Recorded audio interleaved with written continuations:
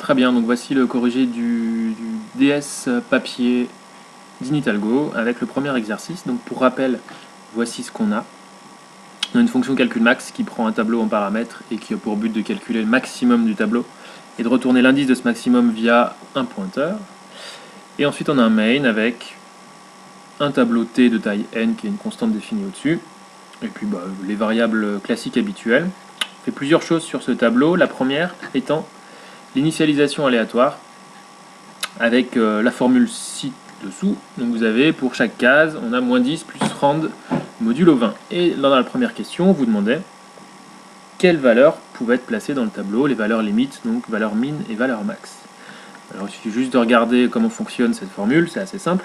Pour rappel, rand, ça retourne un nombre aléatoire compris entre 0 et rand max moins 1, donc un très grand nombre, on s'en moque un peu de la valeur, puisque derrière on fait un modulo 20, autrement dit le reste de la division euclidienne par 20. Donc ce nombre-là, rand modulo 20, est compris entre 0 et 19. Derrière on lui fait moins 10, donc quelque chose entre 0 et 19 auquel on fait moins 10, c'est quelque chose qui est entre moins 10 et 9. Donc ça, c'était la réponse à la première question. Ensuite, on continue. Et on s'intéresse à la partie affichage. Alors, la partie affichage consiste à afficher les cases du tableau. Les n cases du tableau. On vous demandait quelles instructions permettaient de faire cette opération. Alors, je vais les prendre dans l'ordre, histoire de détailler ce qui se passe. Peut-être pour certains, il y a des notions que vous avez oubliées. Alors, je prends la première. Vous avez une boucle for, de 0 jusqu'à n. D'ailleurs, pour la plupart, c'est ça. Donc, structure assez classique pour parcourir un tableau de taille n. Et puis dans le premier for, en fait, dans les instructions qu'on exécute à chaque fois qu'on remonte dans la boucle, on met ces deux-là, i++ et printf t2i. Et puis vous voyez que le for, il n'a pas d'accolade et il a un point-virgule à la fin. Alors ça, en général, des fois quand vous le faites, c'est parce que c'est plutôt une bêtise. Là, c'est délibéré. À quoi ça correspond? C'est assez simple.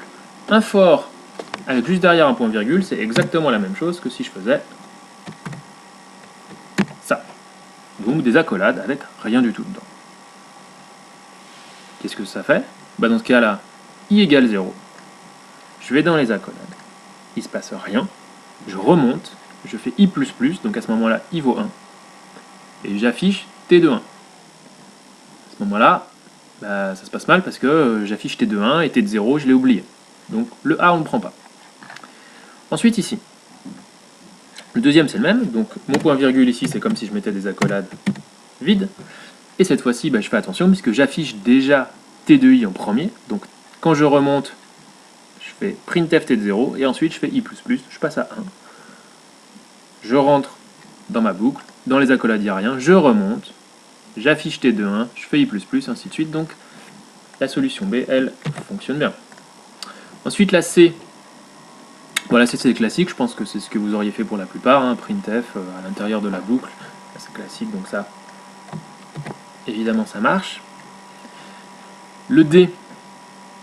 Alors, le D, vous voyez, faire attention à ce petit point-virgule ici qui donne ça. Et donc là, effectivement, on a un problème, parce que clairement, si on fait ça, on a une boucle for qui va de 0 jusqu'à n où il ne se passe rien dedans.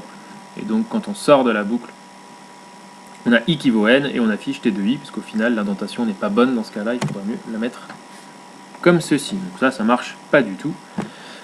Ça plante même ici, puisqu'on a i qui vaut n, et donc on affiche quelque chose qui est en dehors du tableau. Ensuite, le E, même les suivants ils vont ensemble. Donc là, c'est la notation tableau et pointeur. Donc pour rappel, T, c'est un tableau. Donc T, c'est un pointeur sur la première case du tableau. Donc, T plus I, T, c'est une adresse mémoire, plus I, ça reste une adresse mémoire. Donc là, j'affiche une adresse mémoire au format %D, ça correspond à rien. Donc le E, c'est pas bon. Le F, c'est étoile T. Donc étoile T comme T, c'est l'adresse mémoire de la première case du tableau. Donc T, c'est l'adresse mémoire de T de 0. Étoile T, c'est T de 0. Donc ça, c'est exactement la même chose que si je faisais ça. Sauf que si j'affiche T de 0 plus I, c'est pas exactement ce que je veux. Ça, c'est faux.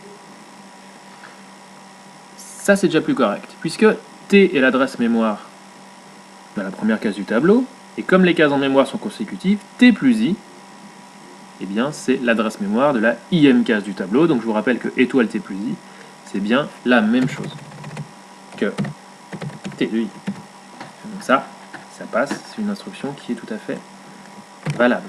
Ensuite derrière, alors là on part un peu dans le décor, puisqu'on a adresse de t, donc t c'est déjà un pointeur, donc déjà une adresse mémoire. Je fais l'adresse d'une adresse mémoire, plus i, pas du tout au niveau de ce que je veux, et ici c'est la même chose. Donc le h et le i c'est complètement faux. Et puis pour la question 3, comment ça marche? C'est juste l'appel des fonctions, de la fonction qu'on a écrite au-dessus. Donc le premier c'est un appel de la fonction calcul max, qu'on veut récupérer dans max. Alors je rappelle que calcul max c'est une fonction, elle retourne quelque chose, donc c'est pour ça qu'on le récupère, on fait une affectation pour le récupérer dans la variable. Et puis, c'est assez simple, calcul max, elle prend 2 paramètres, donc là il faut que vous soyez très cohérent sur les types qui sont demandés par la fonction. Le premier c'est un tableau, le deuxième c'est une adresse mémoire puisque c'est un pointeur. Moi, ici dans mon main, mon tableau s'appelle t, donc calcul max je l'appelle sur mon tableau t. Je sois clair, et je ne mets pas t de n, t de i, ou n'importe quoi d'autre. Quand on appelle une fonction qui prend un tableau en paramètres, on met juste le nom du tableau, donc t tout seul. Et puis, au niveau du deuxième paramètre, eh bien, ce qu'on veut récupérer, c'est l'indice du maximum dans une variable qu'on a déclarée ici, qui s'appelle indice max, qui est assez cohérente. Et donc, ça prend un pointeur en paramètre, donc il me faut une adresse mémoire. Donc je passe l'adresse mémoire de indice max pour que ça marche.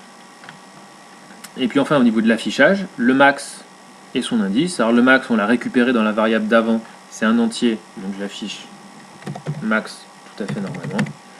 Et puis, au niveau de l'indice, l'indice je l'ai récupéré dans indice max. Donc cette fois-ci j'affiche indice max, mais j'ai plus besoin de l'adresse mémoire, sinon j'affiche une adresse mémoire. Moi je veux vraiment la valeur de indice max, un format %d. Et donc j'écris ça. C'est terminé.